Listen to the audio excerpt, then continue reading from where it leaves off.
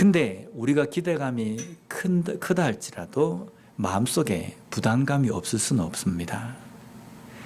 야, 이제 어떻게 진행이 될까라는 마음 가운데 부담감이 있을 텐데, 오늘 본문에 나오는 여호수아라는 이 인물도 지금 부담감 가운데 있습니다.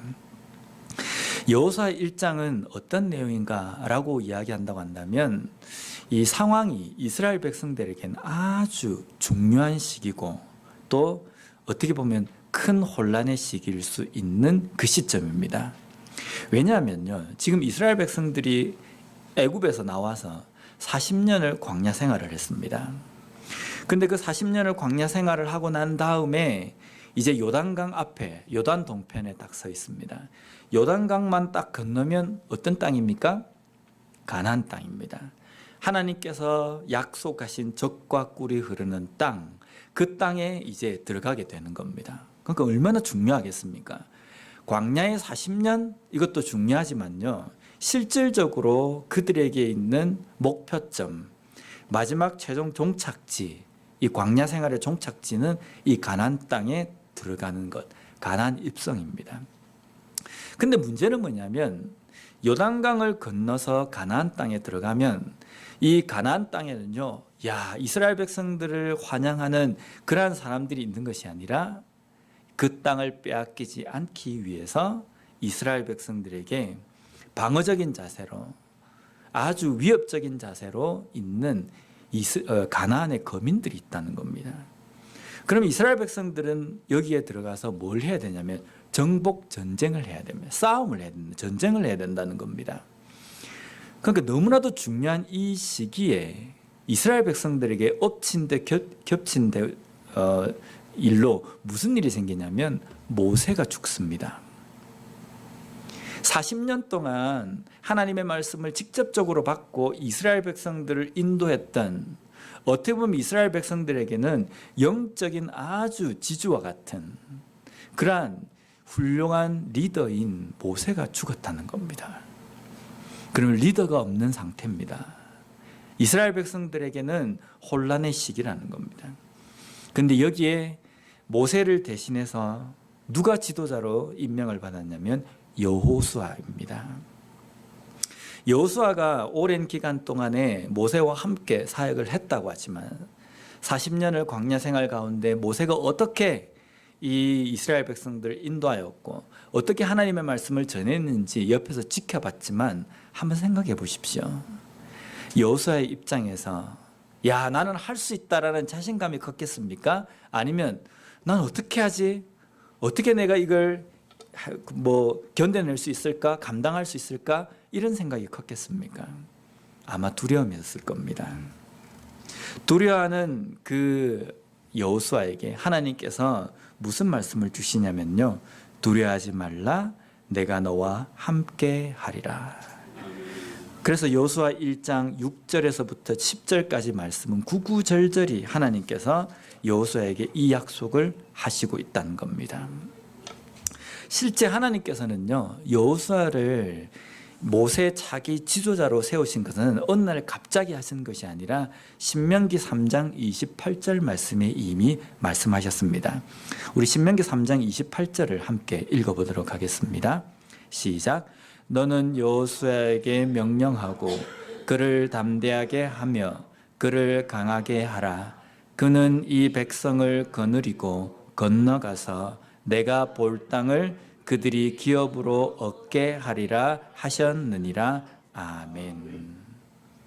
하나님께서 여호수아를 모세 다음에 자기 지도자로 세워주셨다는 겁니다.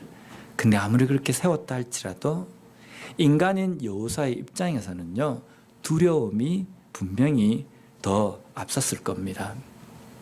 두려움, 이건 공포일 수도 있지만요, 부담감이 될 수도 있습니다. 제가 이곳 콜로라도에 온 지가 지금 2년 되었습니다. 오레곤에서 여기까지 이제 저희 가족이 차를 타고 이렇게 왔습니다. 오레곤, 아이다호, 유타, 와이오밍, 이 4개 주, 그리고 거쳐서 이 콜로라도 주에 들어왔거든요. 오레곤에서 출발할 때도 야, 이거 내가 뭔가를 할 수 있을까라는 부담감이 있었습니다. 근데 하루 자고 다음날 아침에 일어나면요, 그 부담감이 사라지는 것이 아니라 더 커지는 겁니다. 내가 가서 뭐 하지? 막연하게 그냥 부목사로 있을 때에는요, 야, 내가 이렇게 하면 할 수 있을 거야 라고 생각했는데 실질적으로 뭔가를 해야 된다고 생각하니까 앞이 캄캄한 겁니다.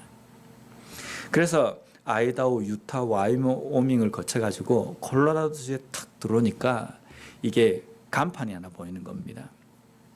편말이 보이는데 웰컴 투 콜로라도 스테이트.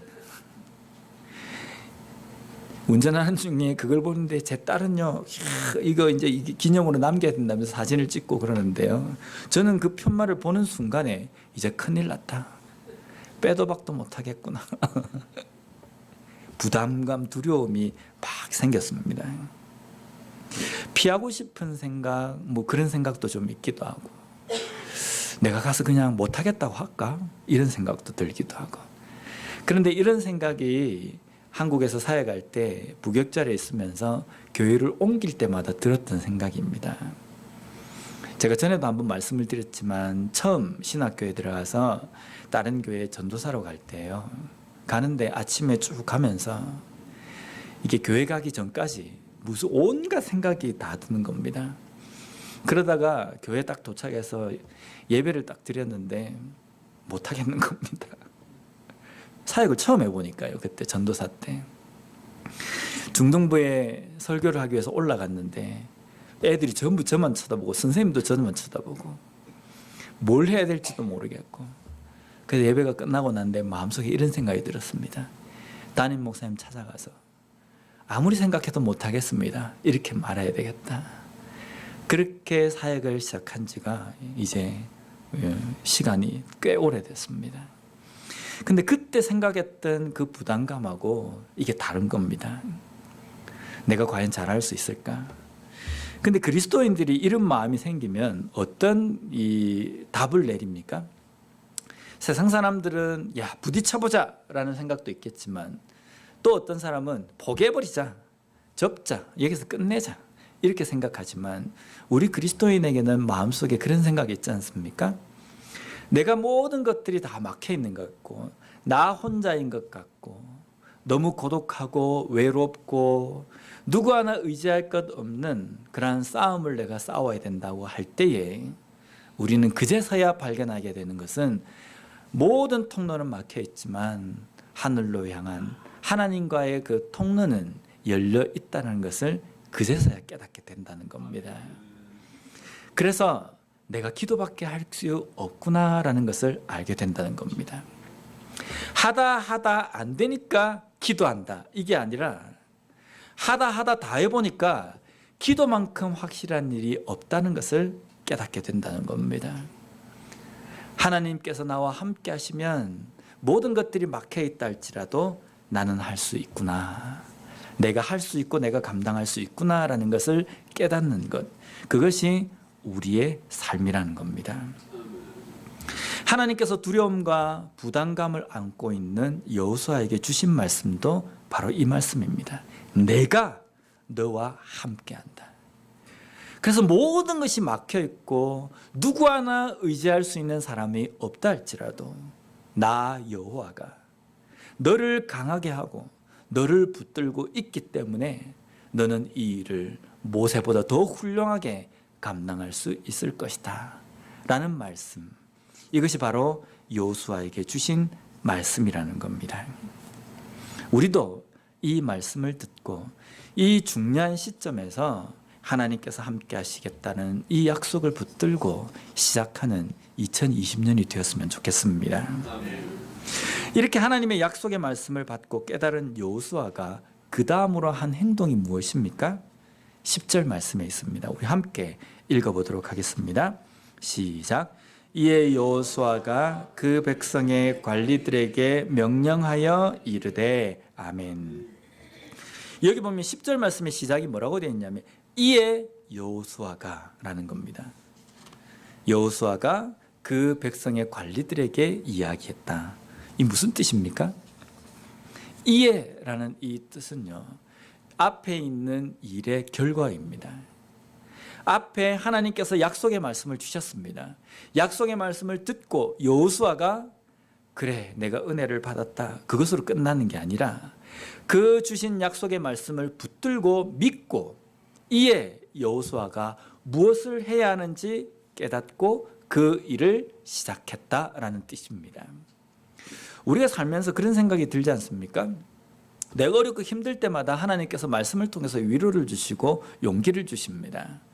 그러면 우리의 마음 가운데 하나님께서 나에게 이러한 은혜를 주시고 이러한 약속을 주셨다라고 하면서 고개를 끄덕끄덕거립니다. 근데 문제는 뭐냐면요, 거기서 끝나버려요. 우리의 믿음은 내가 듣고 동의한다, 그렇구나, 이것으로 끝나서 되는 게 아니라 그 다음이 필요합니다. 하나님의 약속을 믿기 때문에 지금 나에게 하나님께서 무엇을 명령하시는가? 불안감과 두려움에 계속 사로잡혀 있는 것이 아니라 그 다음에 내가 무엇을 하기를 하나님께서 원하시는가? 이것을 깨닫는 것까지가 우리의 믿음이라는 겁니다. 만약에 하나님께서 주신 약속을 붙들고 그것을 의지하지 못하고 불안한 가운데 있다고 한다면요, 어떤 일이 생깁니까? 우리가 두려움 가운데 휩싸여 있다 할지라도 하나님께서는 하나님의 계획과 약속을 이루어 가십니다. 그런데 내가 불안함과 두려움 가운데 휩싸여 있으면요, 하나님의 뜻을 깨닫지 못하고 질질 그냥 끌려가는 겁니다. 끌려가면 이게 그 일을 만날 때마다 항상 두려운 겁니다. 근데 지나고 나면 하나님께서 이루어 주시고, 근데 또 하나님의 뜻을 온전히 의지하지 못하고 또 질질 끌려가는 겁니다. 그 일이 끝나고 나면 또 돌아보면 하나님께서 하시고 하나님께서 약속하신 것, 계속 그런 식으로 가면요, 우리의 삶이 얼마나 피곤하겠습니까?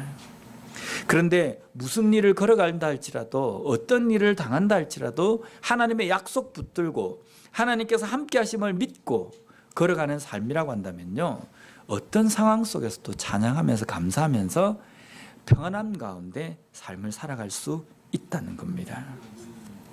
내가 하나님의 약속을 믿는다고 한다면, 하나님께서 나와 함께 하심을 온전히 믿는다고 한다면 내 삶에서 어떤 행동, 어떤 액션이 그 다음에 나와야 되는지 온전히 알고 그러한 반응을 할 수 있는 우리가 되었으면 좋겠습니다. 여호수아가 백성의 그 관리들을 불러서 지시를 한 내용, 그러한 이유는 무엇이냐면 그가 하나님의 약속을 믿었기 때문입니다. 붙들었기 때문이라는 겁니다.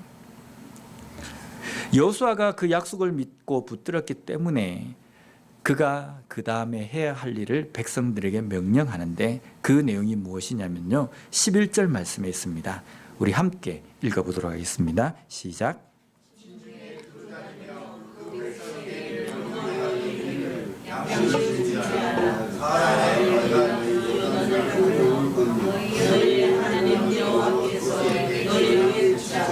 차지하게 하시는 땅을 차지하기 위하여 들어갈 것임이니라 하라. 아멘. 여호수아가 자신을 돕는 관리들에게, 백성들에게 전해야 하는 내용을 전달합니다. 그게 뭡니까? 사흘 안에 요단강을 건너게 될 것이다 라는 겁니다. 자, 이 한 문장을 우리가 좀 자세히 살펴보면요, 사흘 안에 너희들이 요단강을 건너게 될 것이다. 그러면 3일 뒤에 요단강을 건넌다는 뜻이겠습니까? 이게 무슨 뜻이냐면 사흘 안에라는 이 뜻은 정확하게 3일이라는 뜻이 아니라 곧 얼마 있지 않으면 이라는 겁니다. 그러면 요단강을 건너게 될 것이다 라는 뜻은 무엇입니까? 우리가 흔히 보통 요단강 건넌다라고 하면 어떤 의미로 씁니까? 죽는다라는 뜻이잖아요, 그렇죠? 예, 그거는 가나안 땅을 하나님의 나라 천국으로 비유하고, 그리고 요단강을 건너는 것은 가나안 땅에 들어가는 것이기 때문에 죽는 것을 의미합니다. 그런데 지금 이스라엘 백성들에게 이야기하는 여호수아의 이 내용은 사흘 안에 요단강을 건너게 될 것이다 라는 뜻은 요단강을 건너면 곧 무엇입니까? 가나안 땅에 들어간다는 겁니다. 가나안 땅은 무슨 땅입니까? 하나님께서 이스라엘 백성들에게 주시고자 약속하셨던 땅입니다. 그러면 사흘 안에 가나안 땅에 들어갈 것이라는 뜻은 곧 얼마 있지 않으면 가나안 땅을 보게 될 것이다 라는 겁니다. 가나안 땅을 본다는 것은 무슨 의미입니까? 하나님께서 약속하신 그 약속이 성취되는 것을 너희들의 그 두 눈으로 목격하게 될 것이다 라는 겁니다. 언제요? 곧 얼마 있지 않으면. 곧 얼마 있지 않으면 이 일이 된다는 것은요, 조금만 힘내라는 겁니다. 좀 더 영적으로 더 긴장하고 마음의 긴장 상태를 풀지 말라라는 뜻입니다. 그럼 이스라엘 백성들의 입장에서는 이 상황 가운데 모세와 같은 지도자가 없어지고 새파랗게 젊은 것도 아니지만 여호수아가 신빙이잖아요. 경험도 없는 지도자가 세워졌고, 앞으로 이 요단강을 건너면 요단강도 우리가 건널지 어쩔지도 모르겠고, 거기 들어가면 싸움도 싸워야 되는데, 이런 여러 가지 혼란 가운데에 모든 것이 그냥 확 하고 풀어져 버리는데, 이제 그렇게 긴장을 풀지 말고 조금만 더 긴장하고 지금까지 해왔던 것처럼 더 믿음으로 굳게 서라, 준비하라 라는 뜻입니다. 그러면 너희들의 그 두 눈으로 얼마 있지 않아서 하나님께서 주신 약속을 보게 될 것이다 라는 겁니다. 우리가 이 땅의 삶을 살아가면서 하나님께서 나에게 주신 약속, 하나님께서 나에게 주신 그 일들, 그런 것들을 우리가 우리의 삶 속에 기대를 합니다. 기대를 하면서 우리가 뭐라고 이야기합니까? 믿습니다 라고 하지 않습니까? 근데 믿는다는 게 어떤 의미입니까? 내가 기도한 대로 되기를 믿습니다 라는 뜻은 아닙니다. 그죠? 우리는 우리의 기도 가운데 보면 우리 욕심과 우리의 생각이 거의 한 80~90%입니다. 하나님, 나에게 이런 일이 일어났으면 좋겠고, 이 일이 이렇게 되었으면 좋겠고, 그래서 내 뜻대로 하나님 앞에 기도합니다. 그리고 마지막에 뭐라고 우리가 사인을 합니까? 믿습니다 라고 하지 않습니까? 그런데 우리가 믿는다는 것은 내 뜻대로 되기를 믿는다는 그 뜻이 아니라 하나님의 뜻이 내 삶 속에 이루어지기를 믿습니다 라는 그 고백이 되어야 된다는 겁니다. 그래서 2020년에 우리 교회 표를 믿기만 하라 라는 내용으로 정했습니다. 이 말씀은 어떤 뜻이냐면요, 이 회당장이 딸이 죽었어요. 예수님을 모시러 간 사이에 딸이 죽었습니다. 그래서 딸이 죽은 것 때문에 불안해하고 두려워하는 회당장에게 예수님께서 주신 말씀입니다. 두려워하지 말고 믿기만 하라 라는 겁니다.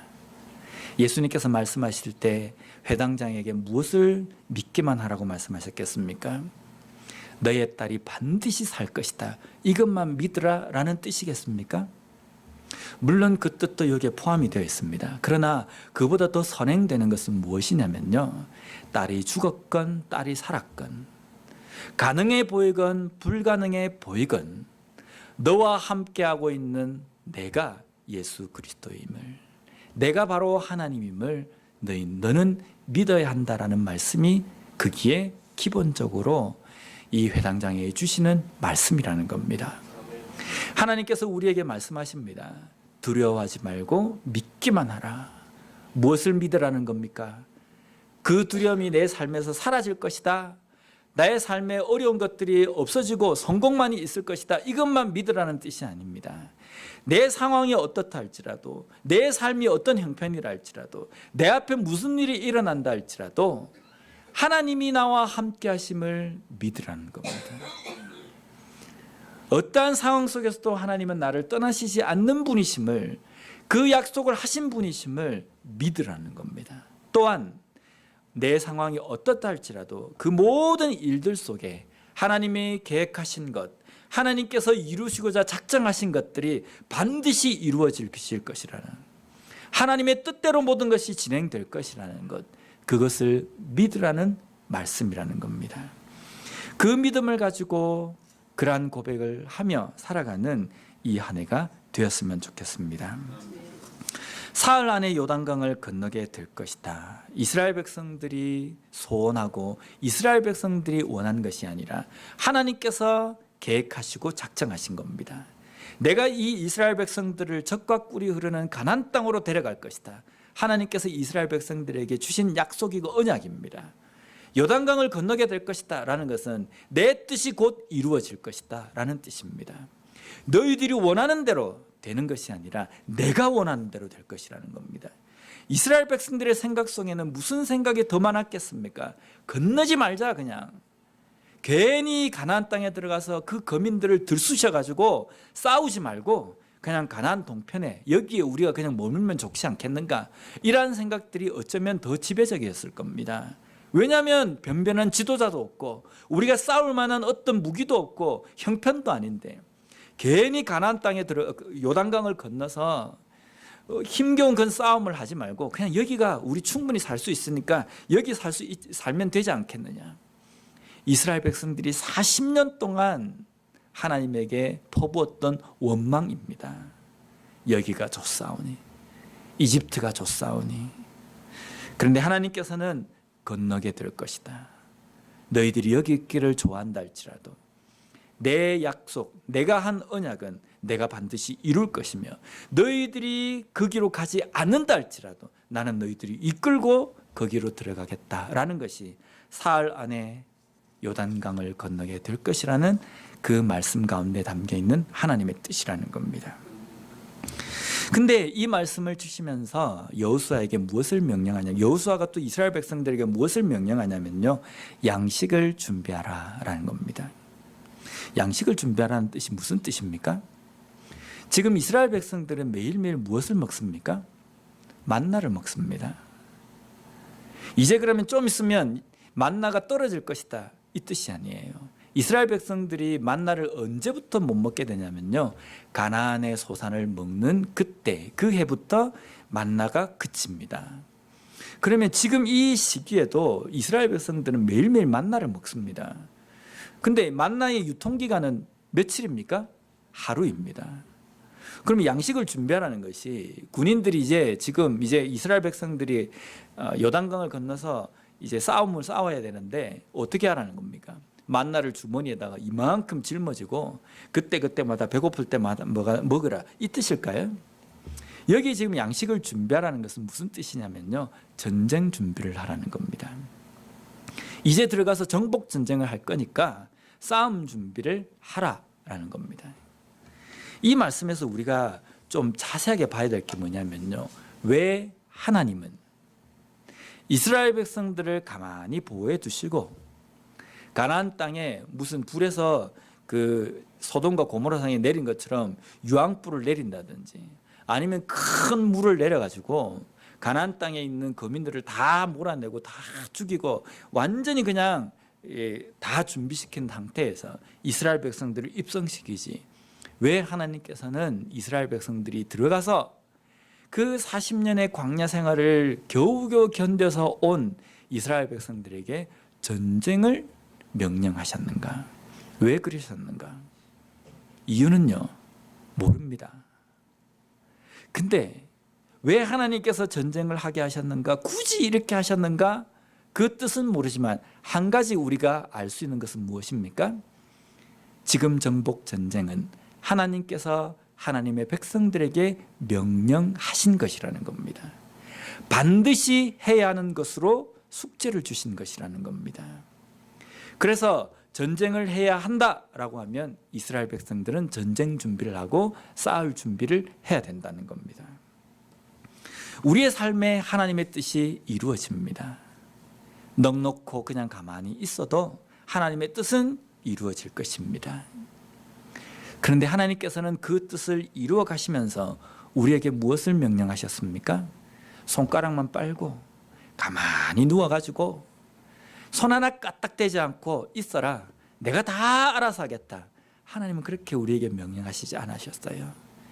내가 내 뜻대로 내 계획을 이루어 갈 것이지만 우리에게 명령하신 것은 서서 진리의 띠를 띠고 모든 것을 준비를 해서 영적인 싸움을 싸울 준비를 하라라고 우리에게 말씀하셨다는 겁니다.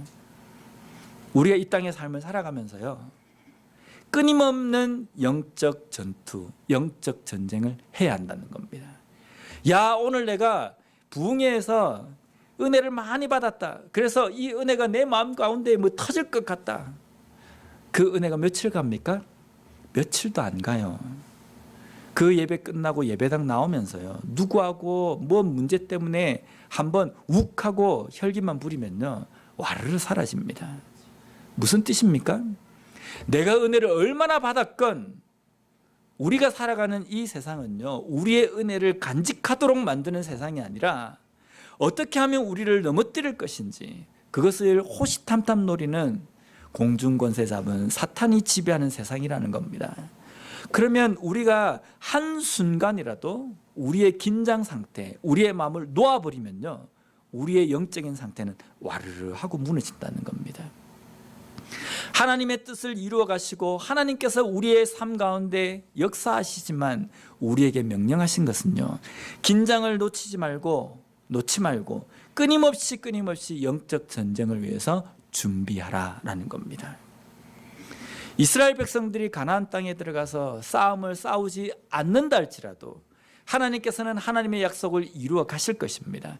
그러나 하나님께서 이스라엘 백성들에게 명령하신 것은 들어가서 싸울 싸움 준비를 하라라는 명령이라는 겁니다.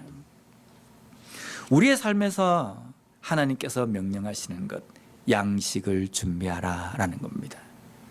잘 먹고 잘 살 준비를 하라는 뜻이 아니라 영적 전투를 할 준비, 영적 싸움을 할 준비가 되어 있느냐라고 우리에게 물으신다는 겁니다.